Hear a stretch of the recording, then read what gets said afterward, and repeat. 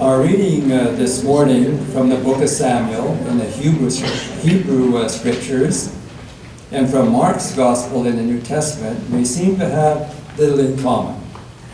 But on closer inspection, there is a striking similarity between the character of a very young David as he faces the Philistine Goliath and the character of Jesus as he faces the stormy sea. There is a deep wisdom in both David and Jesus, a deep understanding of the way of God that allows each of them to enter a time of uncertainty, a time of crisis, with pervading calm and poise. They seem not to fear because they're confident in the power of the Spirit, the God's Spirit, to bring them through the peril one way or another. These stories, whether they are literally true or not, are examples of the kind of faith that embodies wisdom. Reading 1 Samuel 17, selected verses.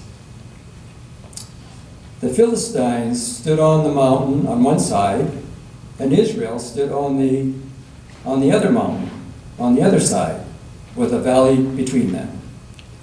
There came out of the camp of the Philistines a champion named Goliath. He stood and shouted the ranks of Israel, "Why have you come out to draw for battle? Choose a man from amongst yourself and let him come down to me.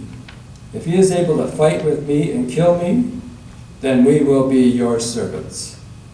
But if I prevail against him and kill him, then you shall be our servants." When Saul and all Israel heard these words, they were dismayed and greatly afraid. All the Israelites, when they saw Goliath, fled from him and were very much afraid. But David, a simple sheep herder, came and said to Saul, "Let no one's heart fail because of Goliath. Your servant will go and fight." Saul said, "You cannot go. You are just a boy, and he has been a warrior since his youth." David answered, "The God who was with me when I encountered the paw of a lion or the paw of a bear will be with me in this encounter as well." So Saul clothed David with his armor, and he tried in vain to walk and could not, so he removed them. Then he took his staff, chose 5 smooth stones, and put them in his shepherd's bag, and with sling in hand he drew near to the Philistine. When Goliath drew near, David took out a stone, slung it, and struck the Philistine on his forehead. So David prevailed over Goliath. And now reading from Mark 4, verses 35 to 41. When evening had come on this day, Jesus said to them, "Let us go across to the other side."